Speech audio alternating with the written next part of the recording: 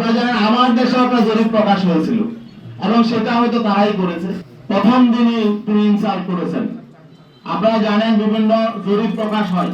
9 December যেদিন তারা দুইজন বসেছিলেন সেদিন প্রথম আলোতে একটা জরিপ প্রকাশ হয়েছিল। সেই জরিপ আপনারা দেখেছেন।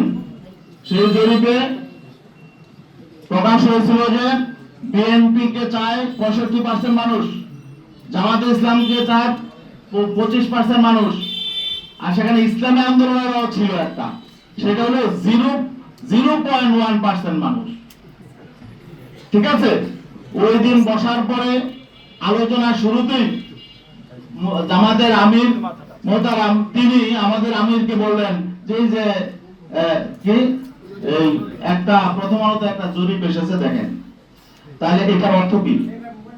এটার অর্থ হলো যে তাকে ইনসাল্ট করা, যে আপনাদের তো কোনো পয়েন্টই নাই, মানে জনমতে আপনাদের কোনো কি নাই, কোনো 1%ও নাই। 0.1 মানে 1%-এর শতভাগের একবার। তো এটা হলো উনি ইনসাল্ট করে শুরু করে যে যাত্রা। সেদিনই মতো আমি আমাদেরকে বলেছেন যে তাদের কিন্তু মতলব ভালো নয়, তারা হয়তো আমাদেরকে সাথে বেইনসাফি করবে। কারণ তিনি আমাকে এই জরিপের কথা কেন আনলেন সেখানে, পরে আমরা দেখলাম শেষ পর্যন্ত তারা জরিপের মধ্যেই ছিল।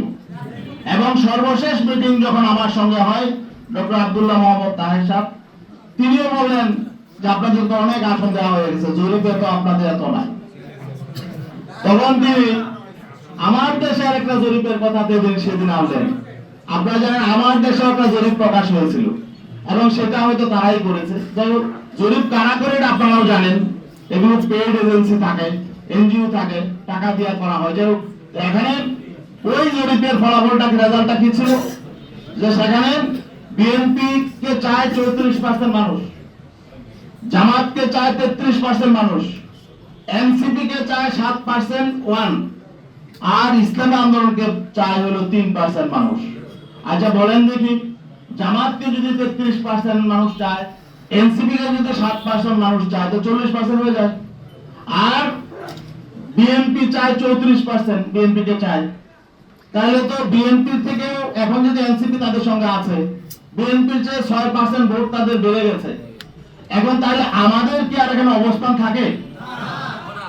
এখন তখন যখন তারা বলে জরিপে তো তা আসলে আপনাদের তেমন অবস্থান নেই, এখন তাহলে বোঝা গেল যে তারা যে আসন দিয়েছে এটা অনুগ্রহ করে দিয়েছে।